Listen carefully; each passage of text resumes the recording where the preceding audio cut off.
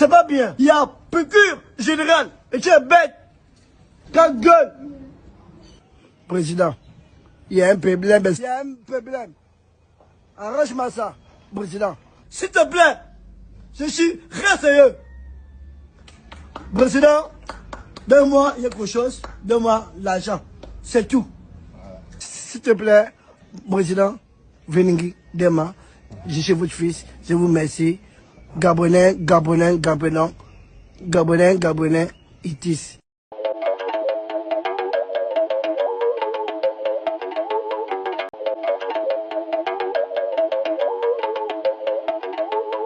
You today? Hello, my friend Bryce Clotaire. Comment tu vas? Me, I am very content to écouter your voice. It's been a long time. Comment moi pouvez aider toi today? I call you today parce que I have appris que your friend de l'OTAN don't want to aid you. They are ingrates. En tout cas, you can compter sur me.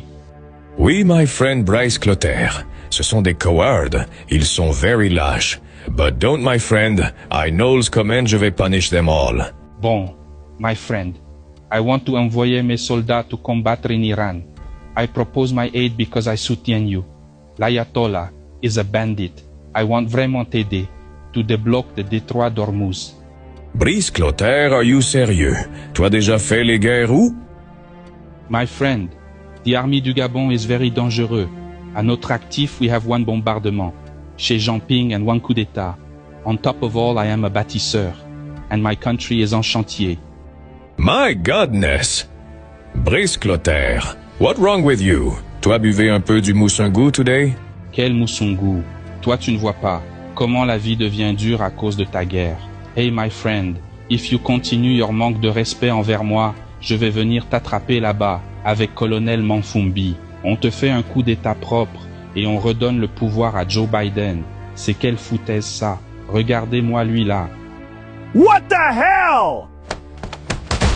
Parce que oui, nos nouveau-nés, nos enfants nouveau-nés, qui sont dans nos maisons, où il y a des moustiques, il y a la chaleur, les enfants partent. Après, parfois, on va l'accuser le sorcier. On va accuser l'oncle, la tante.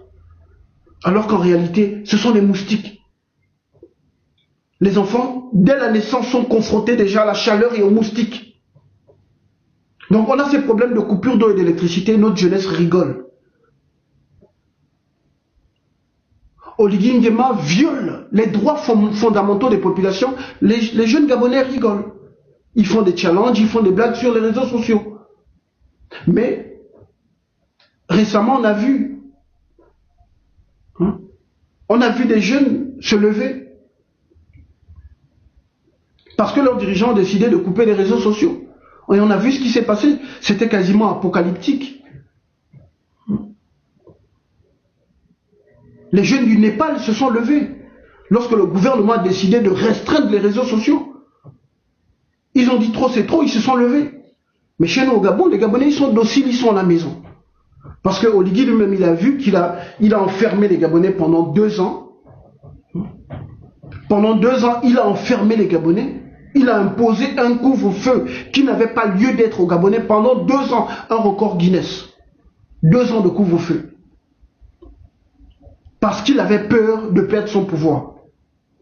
C'est un peureux, Oligui Nguema, c'est un peureux. Et là, il suspend les réseaux sociaux. Il s'est dit, bon, tiens, puis les Gabonais, ils ont accepté 2 ans de couvre-feu, ben, on va suspendre les réseaux sociaux, ils continueront de vivre. Parce que nous sommes un peuple qui n'a pas de seuil de tolérance. Tout peuple a un seuil de tolérance. Sauf le peuple gabonais. On peut tout lui faire. Là, ils ont suspendu les réseaux sociaux et puis les Gabonais, ils sont tranquilles, les bras croisés chez eux. Lorsque des gens comme Omona Vinci viennent parler, allez, on nous insulte. J'ai vu certains qui m'insultent même mes parents sur les réseaux sociaux. Parce qu'il y a des Gabonais qui se lèvent pour dire non. Ce que nous subissons, ce n'est pas normal. Les mêmes Gabonais pour qui nous nous battons viennent pour nous injurier. Parfois, c'est des maboules militaires qui vivent dans des conditions misérables. Qui viennent sur les réseaux sociaux, qui viennent pour nous injurier. Parce qu'ils sont les seuls qui peuvent percevoir leur salaire le 25 du mois. Donc le peuple a sa part de responsabilité. Pour moi, le peuple gabonais n'est pas victime, il est complice. Il est complice de ce que les politiques lui font subir.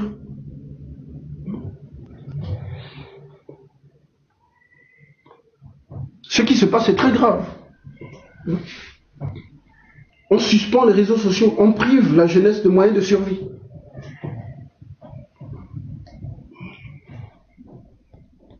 Nous sommes complices nous-mêmes, complices de nos malheurs. Il y en a qui me disent, oh oui, c'est la peur. Mais ces gens-là ne peuvent pas nous arrêter. Si nous avons la volonté de réellement changer les choses au Gabon, ils ne peuvent pas nous arrêter. Nous avons la force du nombre, nous sommes plus nombreux qu'eux. Ils ne peuvent pas nous arrêter. Merci la famille de tapoter et prière de partager. La vie est déjà chère au Gabon, mais elle sera encore de plus en plus chère. Parce qu'il y a des déficits budgétaires qu'il faut combler. Des déficits budgétaires provoqués par la malgouvernance, par la mauvaise gestion de la chose publique, de l'argent du peuple. Il y a le FMI qui est arrivé au Gabon. On va imposer aux Gabonais des mesures d'austérité. Le Gabon sera mis sous ajustement structurel par le Fonds monétaire international. Tout ça provoqué par le surendettement. Oligui est venu surendetter notre pays pour quel résultat? Pour la baie des rois. On leur dit le pays avance, le pays est en chantier, le pays progresse. Parce qu'il y a des gens qui pensent que le Gabon, c'est la baie des rois. C'est le bord de mer. Le Gabon se limite là. Notre pays est surendetté. Et c'est aussi l'une des raisons de la suspension des réseaux sociaux. Parce que nous pourrons connaître une cessation de paiement. Retenez bien ce que je suis en train de vous dire. Nous sommes le mercredi 25 mars 2026. Le Gabon pourrait connaître une cessation de paiement. Et Oligui, il a peur. Parce que la seule chose qui peut amener les Gabonais à se lever, c'est la faim au ventre. Ça, c'est la seule chose. Et notre pays pourrait connaître une cessation de paiement. Quelqu'un, une source au ministère, au Trésor, m'a annoncé en octobre 2025 que nous avons frôlé la cessation de paiement. Donc nous pourrons connaître une cessation de paiement. Et parce que notre pays est surendetté, le surendettement engendre la privatisation. Donc beaucoup de nos sociétés seront privatisées. Qui dit privatisation dit parfois augmentation du taux de chômage. Je vous dis qu'on va tout droit vers le mur. Voilà pourquoi moi je dis que le Gabon est au bord de l'implosion. Les papas là veulent m'assassiner en ce moment. On va parler de leur, on va reparler encore de leur, de tout ce qu'ils ont mis en place pour me faire assassiner. Voilà. Donc voilà pourquoi les gars là veulent nous éliminer. Ils veulent éliminer les activistes. Ils veulent éliminer toutes les voix critiques. Parce que nous pourrons connaître une cessation de paiement. Nous sommes au bord de l'implosion. Le surendettement a de très graves conséquences. La fuite du capital humain. Vous allez voir beaucoup de Gabonais commencer à fuir. Déjà, je lis tous les jours des jeunes sur les réseaux sociaux qui disent « Grand frère, moi je ne veux plus vivre ici ». Ce sont les conséquences du surendettement. Parce que qui dit surendettement dit hausse du taux de chômage. Qui dit surendettement dit inflation. Qui dit surendettement dit fuite du capital humain, fuite des intelligences. Et vous allez voir comment les Gabonais vont commencer à fuir le pays. Les Gabonais vont commencer à chercher à aller Bosa, comme nos frères d'Afrique de l'Ouest. Ce sont des conséquences du surendettement. Et notre surendettement est engendré par la mauvaise gestion de nos deniers publics. Donc non seulement Oligui Nguema est un danger pour notre pays, parce qu'il vend nos terres, il vend notre souveraineté, il brade nos richesses, mais il procède à la paupérisation des populations. La situation au pays là-bas est devenue difficile. Mais nous avons une jeunesse qui cède plutôt à la facilité, plutôt que de se battre pour ses droits. La jeunesse cède à la facilité. Aujourd'hui, il ne se passe plus un seul jour où dans un groupe, je ne vois pas publication des placements. Filles comme garçons. Les jeunes garçons vont se faire sodomiser. Plutôt que de se battre pour vivre dans de bonnes conditions, on a des jeunes garçons qui vont se faire sodomiser, qui vont vendre la drogue, qui vont braquer, plutôt que de se battre pour leurs droits. On a des petites filles qui vont se faire sodomiser, qui vont faire la prostitution. Parce que les jeunes refusent de se battre pour leurs droits. Et quand on a des jeunes Gabonais qui se lèvent pour se battre pour leurs droits, ils sont emprisonnés, ils sont assassinés ou contraints à l'exil, et ils sont même combattus par leurs propres compatriotes. Il y a des jeunes Gabonais qui veulent ma mort. Le jour où ils me verront à la télévision, me noter, humilier, torturer, ils seront contents, ils vont ouvrir une bouteille de champagne. Ils seront contents. Oh, on a attrapé au moins la Vinci. Enfin.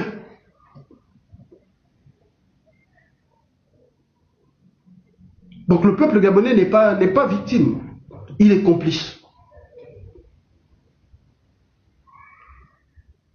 Il est complice. Voilà pourquoi j'invite au réveil. Il faut qu'on se réveille pour libérer notre pays, parce que nous méritons mieux. Nous méritons mieux. Nous sommes en 2026, nous sommes confrontés au problème d'eau. L'eau, c'est la vie. Dans un pays où il n'y a pas d'eau, il n'y a pas de vie. L'eau, c'est la vie. Et l'eau, c'est une denrée rare au Gabon, en 2026, au XXIe siècle. Les pays d'Afrique du Nord sont électrifiés à quasiment 100%. Des pays comme l'île Maurice, comme le Seychelles, l'Afrique du Sud, plus de 85% d'électrification. Au Gabon, plus de la moitié de la population n'a pas accès à l'eau et à l'électricité. Tous les jours, je reçois des messages au moins à Vinci. Il n'y a pas d'électricité chez nous. On a dormi encore cette nuit sans électricité. Chaque jour, je reçois ces messages. Nous sommes en 2026. Dans notre capitale, on sert de l'eau aux gens dans des camions citernes. De l'eau impropre à la consommation.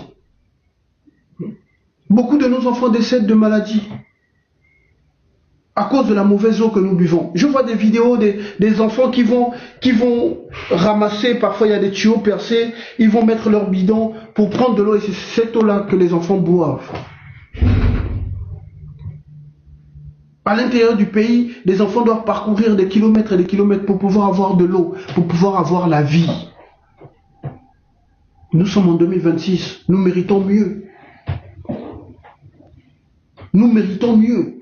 Joséphine Kama, je pense qu'ils ont dû casser ça à Matanda. J'habitais dans une cité juste à côté. Et là donc je sors d'une nuit et tout en boîte, je rentre à la maison, je vois une dame qui dort avec ses enfants. Je pense que c'est 2 ou 3 enfants. Elle a placé des bois et elle a mis un sachet. Et la dame elle dort juste là. Rien que cette image, ça m'a dessoulé. Parce qu'ils dormaient dans des maisons, ils dormaient dans l'hôpital, en fait l'hôpital était inachevé et les gens sont venus pour annoncer qu'ils allaient casser l'hôpital, tout ça. Donc ceux qui habitaient là-bas sont sortis, allez, ils vadrouillaient dans la rue, ils dormaient à la Belle Étoile. Et là moi je rentre chez moi, je vois la dame elle est en train de dormir avec ses enfants. Il y avait une petite rosée en fait.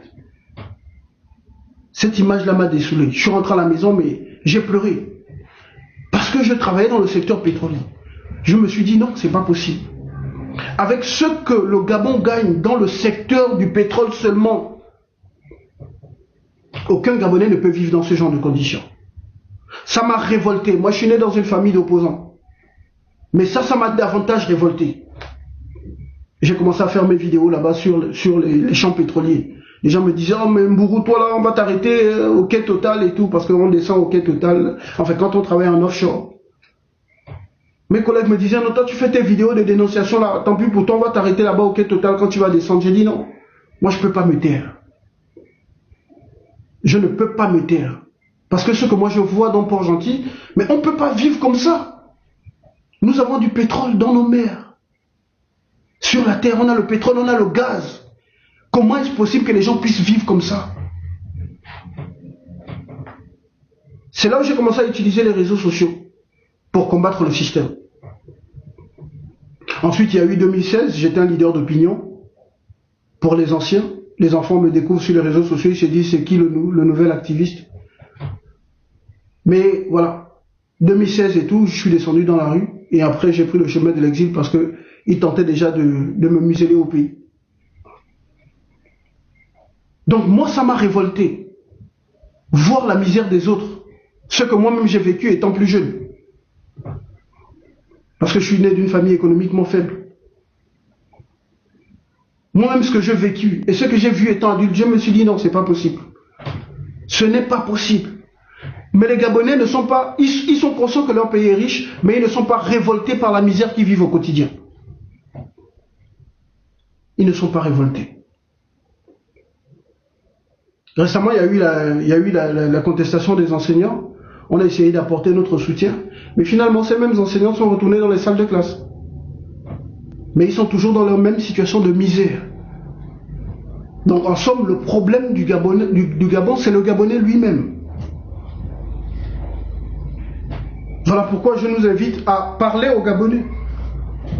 Combattons le système, mais parlons à ce peuple. Parce qu'on ne peut pas libérer un pays sans l'adhésion du peuple. Nos pères l'ont fait en février 64. Ils se sont levés pour faire un coup d'État contre la marionnette de la France, Léon Gabriel Mbaminko. Mais le coup d'État a été avorté. Pourquoi? Parce que le peuple n'a pas participé à cette révolution des casernes. Le peuple n'a pas participé. On ne peut pas libérer un pays sans l'adhésion du peuple. Il va falloir que les Gabonais se réveillent. Parce que nous méritons mieux. Le Gabonais n'a pas conscience qu'il mérite mieux. Nous sommes un pays extrêmement riche.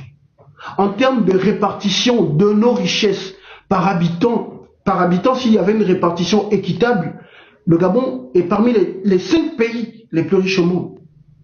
Parce que notre pays est sauvagement riche et nous avons une faible démographie.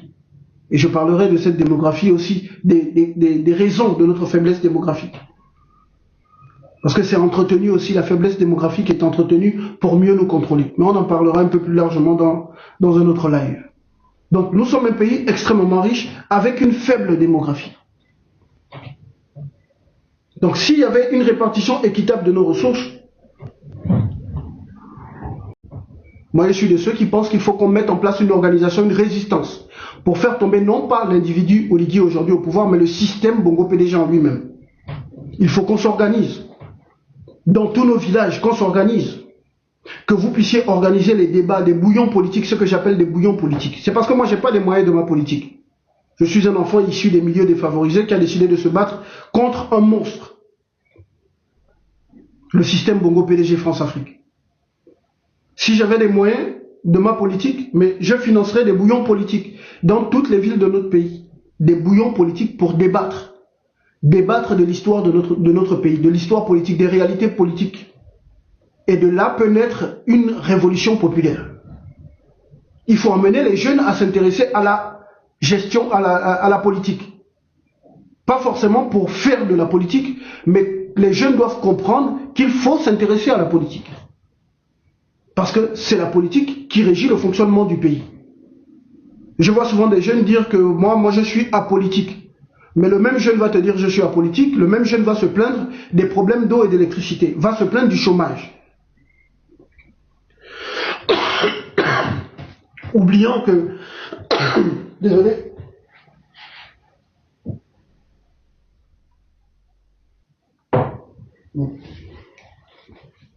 Le même jeune qui te dit qu'il est apolitique va parler des problèmes de coupure d'eau, d'électricité, de chômage, d'insécurité. Oubliant que c'est cette politique qui est à l'origine des problèmes qui minent la société. C'est la politique, donc on ne peut pas être apolitique. Tant qu'on est être humain, quelqu'un qui est apolitique, c'est un zombie, c'est quelqu'un qui ne vit plus. Les mêmes jeunes qui disent qu'ils sont apolitiques se plaignent des inégalités, des injustices sociales, de la fraude lors des concours nationaux. Les mêmes jeunes. Mais c'est cette politique-là, cette mauvaise politique, qui est à l'origine de toutes ces choses. C'est la mauvaise politique. Et moi je dis que c'est le système qu'il faut faire tomber.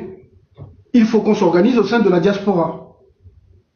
dans toutes les diasporas du pays, les diasporas gabonaises, il faut qu'il y ait une organisation. Même s'il n'y a que 2 Gabonais du côté de la France, 2 Gabonais du côté de l'Espagne, 2 du côté de la Russie, 2 aux États-Unis, même si ça commence comme ça timidement, mais il faut qu'on mette en place un front patriotique pour la libération du Gabon. Il faut que nous puissions donner naissance à un front patriotique pour la libération du Gabon. Sinon, il y a des actions que nous pouvons mettre sur pied. Déjà, il faut qu'on puisse trouver des jeunes Gabonais capables d'être des leaders politiques qui assument aussi bien au pays et à l'étranger. Nous devons mettre en place une opposition radicale. Pas une opposition qui pense qu'on peut être allié avec des gens qui ont été dans le PDG. Vous pensez qu'aujourd'hui, par exemple, les revendications de l'opposition, si les revendications de l'opposition ne font pas bouger les choses, mais vous savez pourquoi? Parce qu'on nous a placé un ancien PDGiste qui est lui-même comptable des problèmes du pays, on l'a placé comme leader de l'opposition. Il y a un monsieur qui a été assassiné par le criminel Oligui Nguema, monsieur Richard Moulomba, ancien secrétaire général de l'UPG. Ils l'ont assassiné pendant la transition militaro-pédégiste. Si cet homme-là était le leader de l'opposition, parce qu'il était présidentiable, c'est d'ailleurs la raison pour laquelle ils l'ont empoisonné, s'il était aujourd'hui leader de l'opposition, sa parole aurait fait bouger les choses.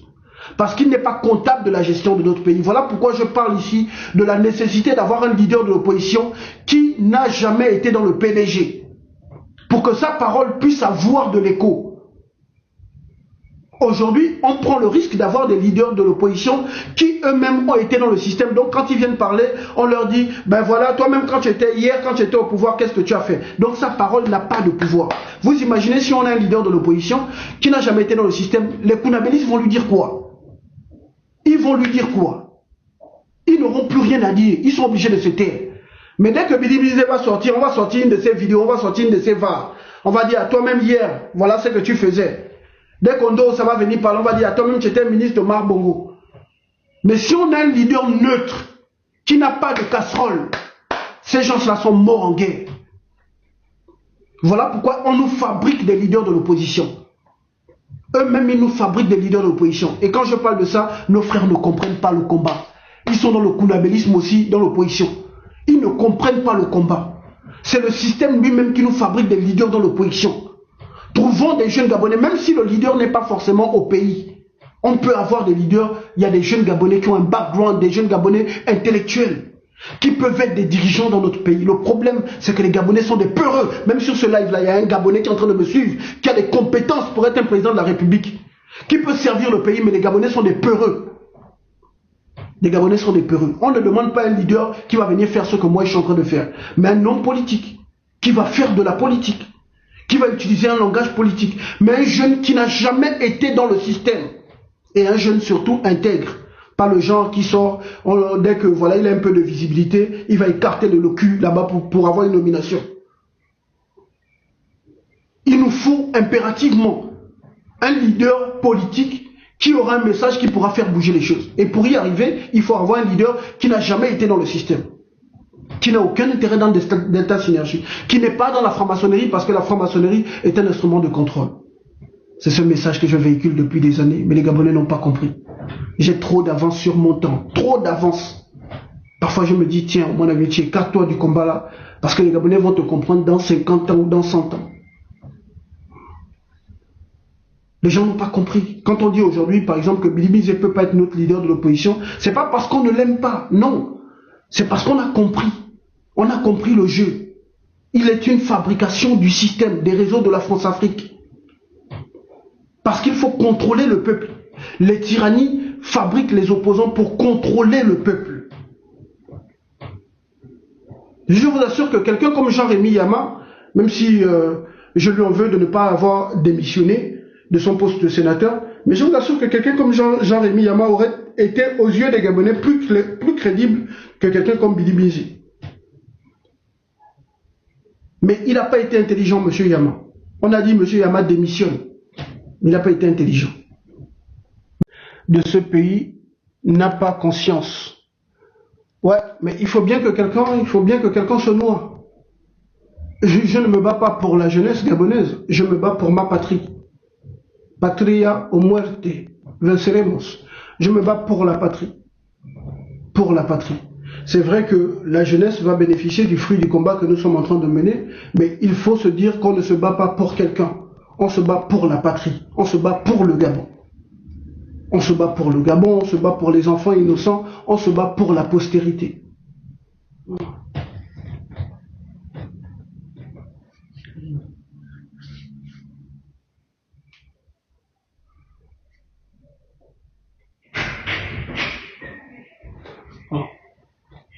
Ouais, il y a quelqu'un qui a dit tu as raison, si on compte sur la population pour se lever, c'est mort. Ouais. Ouais. Les Gabonais sont endormis, et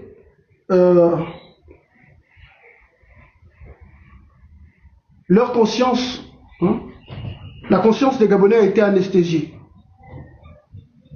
Je vous ai dit récemment ici lors de mon dernier live que le Gabonais est un zombie, un mort-vivant.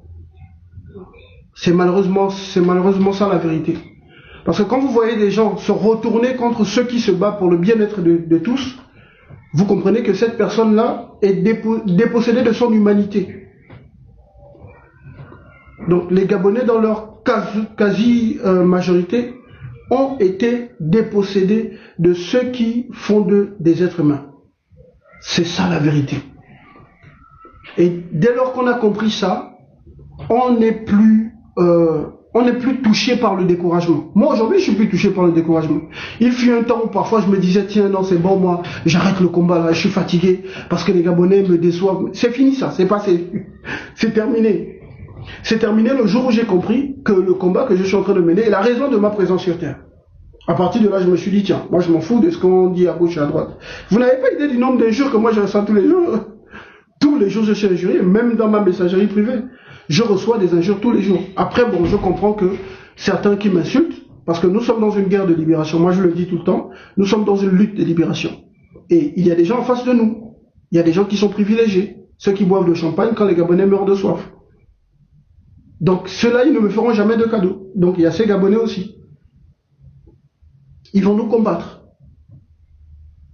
Parce que si on renverse le système, eux, ils perdront leurs privilèges. Donc, ils ne nous feront pas de cadeaux.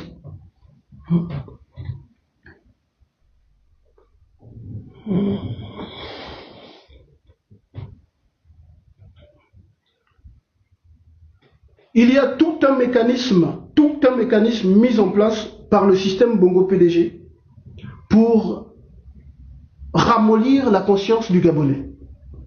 Tout un mécanisme. Le pouvoir en place dépense des millions et des millions, des dizaines de millions chaque année pour le ramollissement de la conscience des Gabonais. Ce système est le même système partout en Afrique francophone. Il y a quelques heures, j'ai fait une vidéo où je parlais de ce qui se passe en Côte d'Ivoire aujourd'hui, parce que la jeunesse ivoirienne se bat contre les Libanais qui se croient plus ivoiriens que les Ivoiriens. Voilà. Et qui, en ce moment, les Ivoiriens se battent aussi contre les problèmes de délestage, parce qu'ils sont confrontés à des problèmes de délestage depuis un certain temps. Et donc, du coup, ils ont sorti l'affaire Apoutou pour venir distraire les Ivoiriens. Et c'est le même système au Gabon, au Cameroun, un peu partout en Afrique francophone. C'est le même mécanisme. Dès que la jeunesse s'intéresse un peu à des sujets et tout, d'ordre politique, à des sujets sérieux, on fait tout pour créer le divertissement. Et les dirigeants des États d'Afrique francophone dépensent des milliards, investissent des milliards dans le divertissement pour déshumaniser les populations. Aujourd'hui, vous prenez par exemple la jeunesse ivoirienne, ils ont pour modèle Mabio. Une petite maboule qui n'a rien dans la tête, qui peine même à aligner deux phrases correctement. C'est cette jeune dame qui est aujourd'hui le modèle de la jeunesse ivoirienne. Donc vous voyez, pour tuer une jeunesse, pour ramollir son intelligence, on lui donne comme modèle des maboules. Vous voyez aujourd'hui en Côte d'Ivoire, les plus connus de la Côte d'Ivoire sur les réseaux sociaux, les plus connus sont des abrutis. Pareil au Gabon. On a une bande de maudits, de maboules, de petits maboules sur la toile qui sont plus connus que ceux qui ont un contenu éducatif. C'est la même chose au Cameroun, la même chose au Congo-Kinshasa, au Congo-Brazza.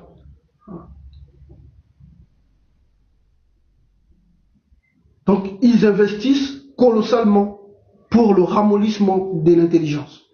Et aujourd'hui, on se retrouve avec une population qui qui a le QI, l'un des QI les plus faibles au monde. Parce que le système investit dans le ramollissement de la conscience des populations. Très bonne question. Apportez d'autres questions si vous en avez. Comment faire si l'armée est sourde muette? L'armée est déjà appelée la grande muette. J'ai pris l'exemple tout à l'heure du coup d'État avorté de février 64.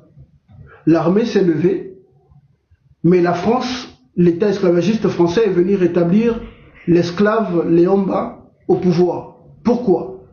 Parce que le peuple n'a pas participé à la révolution des casernes. C'est le peuple qui doit amener l'armée à se lever et non le contraire.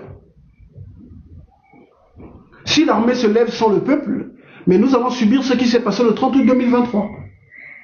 Oligui Nguema aujourd'hui, il n'a pas peur des Gabonais parce qu'il se dit, c'est moi qui ai fait le coup d'État, c'est pas le peuple gabonais. Il n'a pas peur du peuple. Et aujourd'hui, il fait ce qu'il veut, il nomme qui il veut, il est dans ses copains et coquins, il est dans les détournements de fonds publics. Il confisque les ressources de l'État. Lorsqu'il attribue de l'argent à un ministère, il dit je, parce qu'il considère que c'est son argent. C'est le peuple qui doit amener l'armée à se lever. Si aujourd'hui nous mettons en place une organisation, s'il y a une révolution populaire, l'armée sera obligée de se lever et prendre ses responsabilités. Au Burkina Faso en 2014, lors de la chute de Blaise Compaoré, c'est le peuple qui a emmené l'armée à se lever. Et Blaise est tombé. C'est le peuple. Il y a eu une organisation de la société civile. Les Gabonais, les Burkinabés de la diaspora envoyaient de l'argent pour soutenir la révolution sur place au pays, pour soutenir la société civile. Il y avait toute une organisation. Toute une organisation, et ce dans toutes les 9 provinces.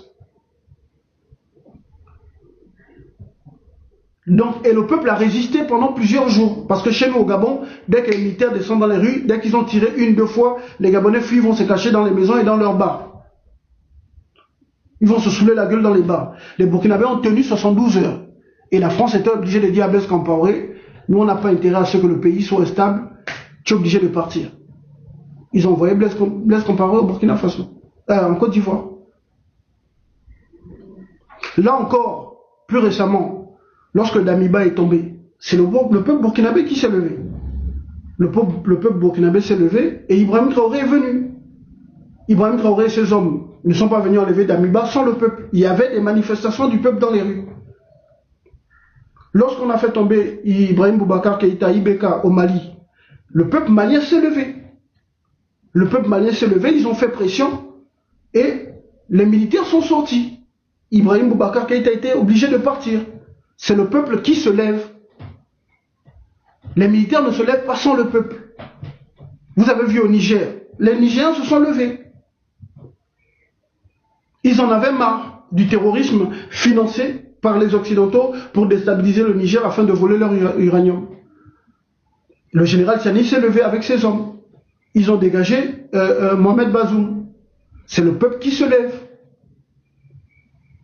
Parce que si au Gabon aujourd'hui les militaires décident de se lever alors que le peuple ne se lève pas, alors que le peuple n'a pas mis le pays dans l'ingouvernabilité, c'est dangereux pour eux. C'est nous qui devons amener les militaires à se lever.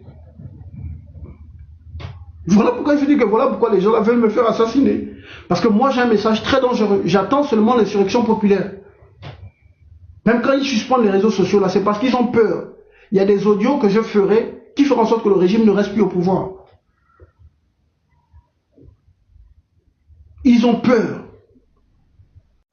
Et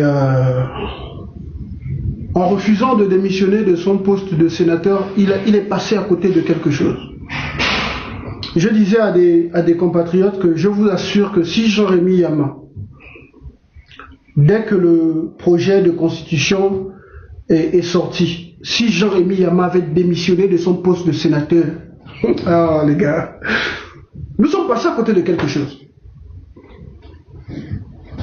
Dès que le projet constitutionnel de Ligui est sorti, Jean-Rémy Yama avait fait une sortie. S'il annonçait sa démission du poste de sénateur,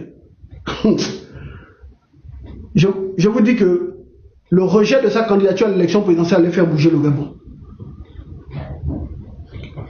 le rejet de sa candidature à l'élection présidentielle allait faire bouger le Gabon. Si Jean-Rémy Yama avait démissionné de son poste de sénateur lorsqu'Oligui a sorti son projet de constitution satanique, moi j'allais donner ma poitrine pour Jean-Rémy Yama. J'ai dit qu'il est passé à côté de quelque chose. Il a été mal conseillé. Je ne sais pas si c'est par sa femme ou par ses enfants, ou bien c'est parce qu'il rêvait depuis du poste de sénateur, je ne sais pas. Mais il est passé à côté de quelque chose. La politique, c'est la stratégie. Mais nous avons beaucoup de compatriotes qui se lancent en politique, mais qui ne réfléchissent pas. Dès la sortie du projet constitutionnel, les Gabonais avaient commencé à se désolidariser d'Oligui Nguema. Je vous dis qu'on ne parlerait pas de Bilibiz en ce moment si M. Jean-Rémy Yama avait démissionné de son poste de sénateur. On ne parlerait pas de Bilibiz. Il a dit non, il n'a pas démissionné parce qu'il était reconnaissant vis-à-vis d'Oligui, alors que c'est Oligui qui envoyait Jean-Rémy Yama en prison. C'est Oligui Nguema. Parce que je vous dis que le Gabon était dirigé par Sylvia Bongo, Noureddine Bongo et Oligui. Je pense que Jean-Rémy Yama a été arrêté en 2021, si je ne me trompe, il a été libéré en 2022. Oligui dirigeait déjà le pays. Sylvia Bongo et Noureddine, quand tu as le peuple avec toi, c'est quoi un carnet d'adresse? Le meilleur carnet d'adresse que pourrait avoir un leader politique, c'est le peuple. Qu'est-ce que vous appelez l'aura et le carnet d'adresse? Bilibiz a quelle aura? Vous pensez que venir et tout, voilà, parler le gros français, c'est ça, c'est ce qu'on appelle l'aura.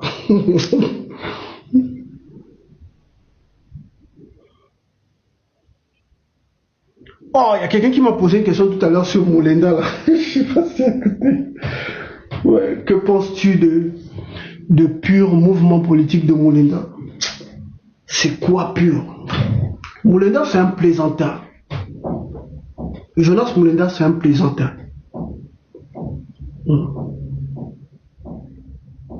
Lui, c'est un plaisantin. Il n'a rien d'un leader politique. Rien du tout. C'est quelqu'un, on ne sait pas où il va.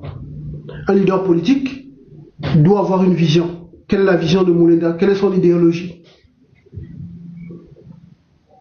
C'est quoi pur? Ils ont quoi comme idéologie? Lorsque nous mettrons en place, si Dieu fait grâce, si d'ici là ils ne m'ont pas assassiné, lorsque nous mettrons notre front patriotique pour la libération du Gabon, nous allons sortir un projet pour notre Gabon, notre vision du Gabon. Nous allons sortir ce projet. Nous allons faire des copies, nous allons le sortir en PDF. Nous allons vous le partager. On ne craint pas que cela soit plagié par le pouvoir en place parce qu'on sait qu'ils ne feront jamais rien avec. Leur système a été conçu pour tuer et piller. Moulenda, c'est un féman. C'est un féman. C'est un activiste féman. Un pseudo-journaliste féman. Lui, il est dans le chantage pour recevoir de l'argent. C'est ça la vérité. Je n'ai pas parlé depuis là parce que je me disais, bon tiens, même s'il il est dans son game et tout, mais au moins il participe à entretenir l'espoir. Parce qu'à un moment, j'étais très épuisé. Ça fait 10 ans de ma vie que je suis constamment dans cette lutte, dans le cyberactivisme. Plus de 10 ans de ma vie, que dis-je. Mais on va dire que depuis la crise post-électorale, c'est 10 ans non-stop. Donc à un moment donné, j'avais besoin de repos. Je faisais plus beaucoup de vidéos. Je faisais par contre des publications sur les réseaux sociaux. Et donc en 2024-2025, je me disais, c'est pas grave, je vais regarder le gars là dans son game, parce que malgré tout, il participe à entretenir le rêve du Gabon nouveau du peuple. Mais aujourd'hui qu'il a officiellement écarté ses fesses, je peux venir le dire, quoi. Moulenda, c'est un imposteur. C'est un plaisantin. C'est quelqu'un qui cherchait une place au soleil. Ceux qui nous suivent sur les réseaux sociaux se souviennent que le 30 août, Moulenda a demandé aux Gabonais d'aller soutenir l'imposteur Oligui Nguema. Quand il a vu la nomination de Laurent Sondong au poste de ministre de la communication, c'est là où il a pété un câble par frustration, par jalousie. Parce que c'est des gens qui essaient de se faire voir parce qu'ils veulent une récompense. Parce qu'ils sont attirés par la gloire, par les biens éphémères de la terre. Moulenda a toujours voulu travailler avec Oligui Nguema. Et un jour, je vais vous sortir. Parce que j'ai un audio dans mon téléphone là. J'avais pas balancé ça. Parce que je m'étais dit que, bon, il servait la cause de la lutte. Maintenant qu'il ne sert plus notre cause. Je vais faire sortir l'audio là d'ici là. Vous allez écouter. Ce Ce gars allait faire même des fétiches pour attirer l'attention d'Oligui sur sa personne parce qu'il veut une nomination. C'est un élément très dangereux. C'est un manipulateur. Mouleda, c'est un manipulateur, c'est un commerçant. Il parle de 30 ans de lutte. Il a combattu depuis 30 ans. Contre qui? Dans ses lives, c'est lui qui chante les louanges d'Omar Bongo, c'est lui qui chante les louanges d'Ali Bongo. Finalement, il a combattu qui il y a 30 ans? Or, il a commencé le combat à 15 ans. Contre qui? Un mythomane. Et je pense qu'il doit souffrir d'une dépression. Parce que récemment, j'ai vu une vidéo, une photo qu'il a partagée, c'était une intelligence artificielle. Il dit qu'il a reçu les attributs du pouvoir par un monsieur qui s'appelle Kwanzambe, ou je sais pas comment. Et il y a un monsieur qui a appelé pour dire que mes frères, ça c'est une intelligence artificielle. Allez, il a commencé à insulter le gars. Et donc j'ai regardé un peu, je me suis dit, André, que le gars il a des problèmes psychologiques. Il doit faire une crise de dépression. Parce que les réseaux sociaux, de temps en temps, il faut savoir prendre du recul. Il faut savoir déconnecter. Sinon, ça peut te faire péter un câble. Donc, être tous les jours là en train de faire des lives, chaque jour, et surtout que lui, il doit inventer un peu des sujets parce qu'il doit gagner de l'argent sur YouTube. Donc, il veut toujours faire dans le sensationnel, inventer des histoires. Il est venu dire qu'il a couché avec la petite go de Manitou. Après il dit non, c'est les gens qui lui ont donné une fausse information. Donc toi, tu dis que tu as couché avec quelqu'un et tu dis que c'est quelqu'un qui t'a donné l'information. Donc on t'a donné la fausse information que tu as couché avec quelqu'un. Donc vous voyez que c'est quelqu'un dans sa tête qui n'est pas normal. Mais le Gabonais n'ayant pas l'esprit critique, l'esprit de discernement, beaucoup, allez, ils se mettent à suivre ce maboule là. Lui c'est un gars très dangereux.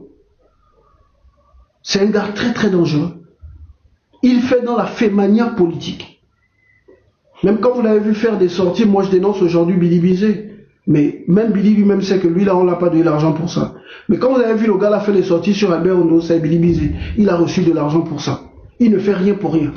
Quand il faisait les sorties sur Sylvia Bongo, pour la défense de Sylvia, il faisait croire aux Gabonais que c'est pour la défense de l'état de droit. Parce que les Gabonais sont manipulables. Quand il défendait Opianga, il a fait croire que c'était cadeau. C'est faux, il fait rien cadeau. Il recevait de l'argent pour ça. Il recevait de l'argent pour ça, il était payé pour ça. Maintenant, il manipulait l'opinion. Donc là, il est en train de négocier son retour au pays ou peut-être une nomination au sein de la diaspora. Et il vient, il fait un live récemment, il dit non, oui, vous vous en prenez à moi maintenant parce que je n'insulte plus Oligui. Qui t'a demandé d'insulter Oligui? Est-ce que tous ceux qui combattent le régime d'Oligui font dans les jeux? Et ça, c'est la manipulation, c'est la même chose que le petit Tokar Badekon avait fait. Dès qu'ils vont, ils deviennent des soutiens d'Oligui, ils sortent pour dire, parce que j'ai dit que je n'insulte plus Oligui. Mais qui vous a dit d'insulter Oligui? Ça, c'est de la manipulation. Et j'espère que vous allez commencer à ouvrir les yeux. Parce que le Gabonais est trop manipulable. Dès qu'il voit quelqu'un qui dénonce un peu le régime politique, voilà, qui fait un peu une vidéo, tout de suite, on devient fanatisé. Pas de casserole. Est-ce qu'il peut être un bon leader? Mais pour être un bon leader, il faut le prouver. Moi, je ne sais pas trop quelle est la stratégie de M. Mengara, mais c'est quelqu'un qui, voilà, qui pourrait être un leader. C'est quelqu'un qui pourrait être un leader, mais moi j'ai toujours dit au sujet de M. Mengara que le bon leader, c'est celui qui est capable de rassembler. Le bon leader, c'est celui qui est capable de rassembler, et le bon leader ne doit pas être émotif. Le bon leader doit être à l'écoute. Il y a une affaire récemment à propos de M. Mengara, je ne vais pas revenir là-dessus, qui a fait couler beaucoup d'encre. Et moi, personnellement, je lui avais donné des conseils. J'avais dit non, il ne faut pas parler de ça et tout ça là, rester dans l'ombre. Mais le grand frère n'a pas écouté, il a fait à sa tête. Non. Déjà, le leader doit être à l'écoute. Il doit être capable d'être à l'écoute. Et le leader doit être capable de rassembler. Le leader ne doit pas être émotif. Aujourd'hui, le problème de M. Mengara, c'est qu'il n'arrive pas à contenir ses émotions. Non. Il n'arrive pas à contenir ses émotions. Il y a des sujets sur lesquels un responsable politique ne doit pas s'exprimer. Moi, aujourd'hui, j'ai une posture d'activiste. Mais si demain, je m'engage en politique, il y a des sujets sur lesquels je ne pourrais pas m'exprimer. Hein. Parfois, il m'arrive de poster un peu des captures d'écran, des gens qui vont m'insulter sur les réseaux sociaux. Mais ça, c'est l'activiste. De temps en temps, un peu pour rigoler, je peux poster. Mais en tant que leader d'opinion, je ne devrais plus m'intéresser à ça. Regardez ça, en fait. Ce qu'on pourrait faire contre moi. Tu vois, le leader politique, il peut aller déposer plainte. S'il y a outrage ou diffamation et tout, il peut aller porter plainte. Mais on ne fait pas n'importe quelle sortie, surtout sur des sujets qui concernent les dessous de la ceinture. Donc, pour être un bon leader, il ne suffit pas, c'est pas parce que quelqu'un n'a jamais été dans le système Bongo PDG qu'il est forcément un bon leader. Non. Un bon leader, c'est beaucoup de qualité. C'est avoir de la personnalité. C'est avoir du charisme. C'est savoir contrôler ses émotions. C'est avoir une très bonne capacité de mobilisation. Est-ce que M. Mengara mobilise? Non, il ne mobilise pas. Parce qu'il est dans ce combat depuis longtemps. Contrairement à Moulenda qui parle depuis 30 ans, M. Mengara est dans ce combat depuis plus de 30 ans. Même si je lui en voulais un peu, le 30 août 2023, d'avoir manqué de discernement. Voilà. C'est quelqu'un qui est dans le combat depuis. Mais est-ce que, parce qu'il n'a jamais été dans le système, ça fait de lui un bon leader? Je m'inscris en faux. Chose. J'ai envie de voir des panels où les Gabonais ont pour titre « Quelle action mener pour libérer le pays ?» Le jour où je vois un panel comme ça, je serai l'homme le plus heureux de la Terre. Voici les panels qu'on doit lancer. Et je vous dis que les gens vont avoir peur. Si on a des panels comme ça, quelle action mener pour libérer le pays? Vous allez voir comment les gens vont se chier dans les pantalons. Au lieu de venir faire des lives pour dire on va passer des heures et des heures. Oh, il y a eu tel problème là-bas, et tel problème là-bas, oh, on a fait ceci, oh, on a viré tel à sa fonction. Ça là, ils n'ont jamais peur de ça. Quand les gars vont voir des panels sur TikTok où les Gabonais sont en train les Gabonais mettent le thème, quelle action mener pour libérer notre pays. Vous allez voir comment le pays, là, les gens là vont trembler. Là, ils vont pas suspendre les réseaux sociaux, ils vont couper directement Internet. Voici les sujets sur lesquels... Moi, je suis venu sur TikTok pour ça. Je suis venu faire des lives sur TikTok pour ça. Pour parler de révolution. Je ne suis pas un pleurnichard. Oh.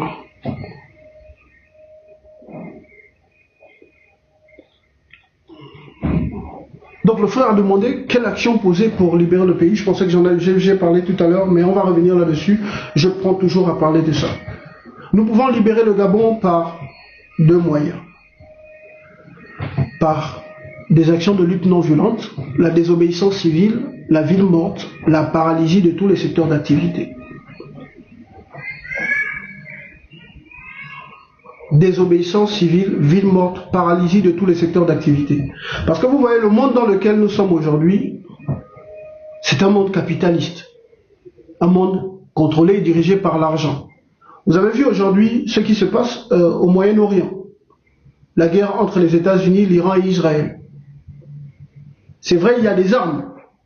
Mais l'Iran est rentré dans la guerre économique. L'Iran est en train de frapper sur le portefeuille des Américains. Aujourd'hui, il y a une inflation des prix. Hein? Il y a une augmentation du prix du pétrole aux États-Unis, en Europe, un peu partout en Europe.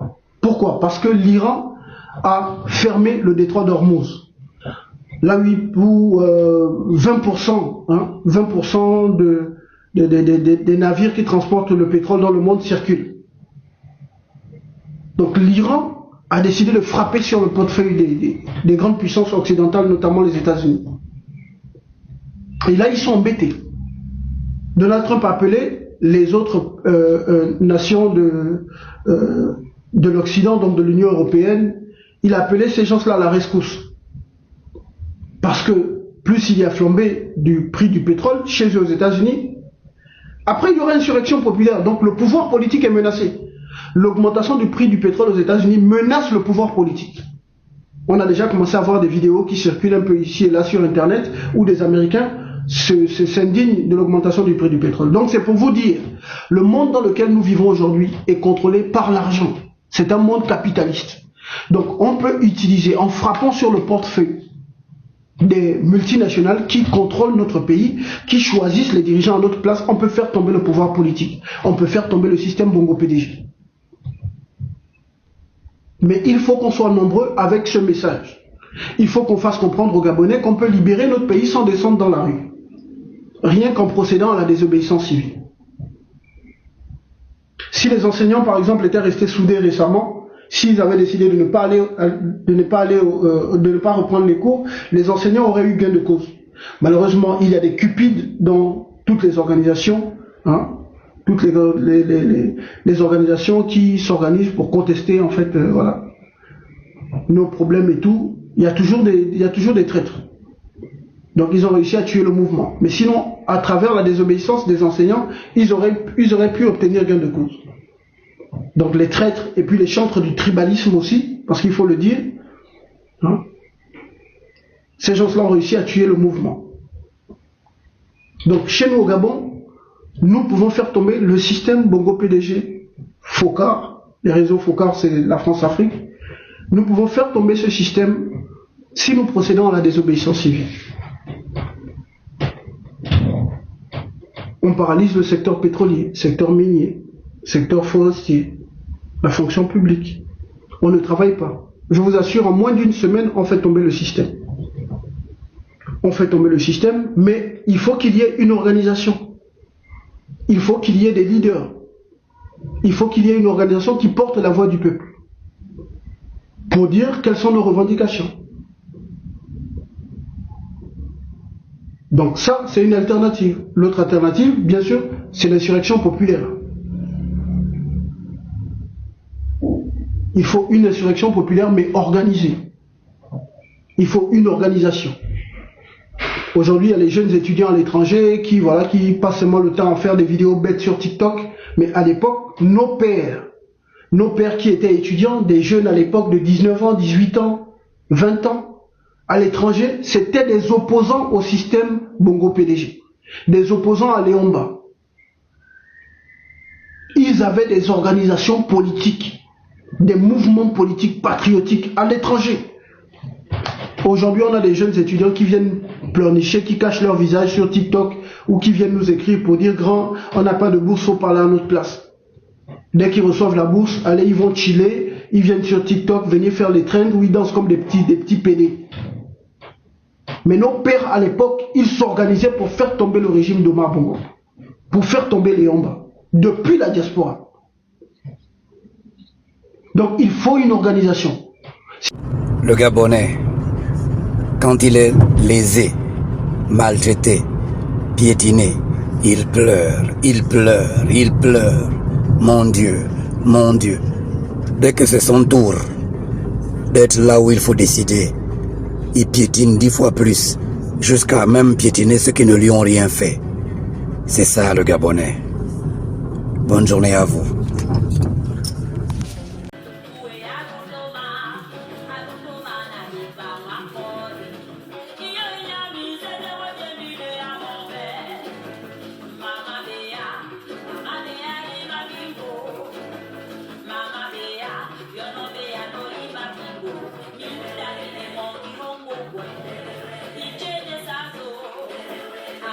Bongo yimbuwi bake ba wulu mison bake ba wulu na bake ba tambo moni baba robaji baba roba yimbu ba sexy maka kala suma duwa dana ba maria bara barastando batuna ba ndabo ngwana ngaba tabo chiye. Je pas mon iboga banzi ni makomolinga boka ye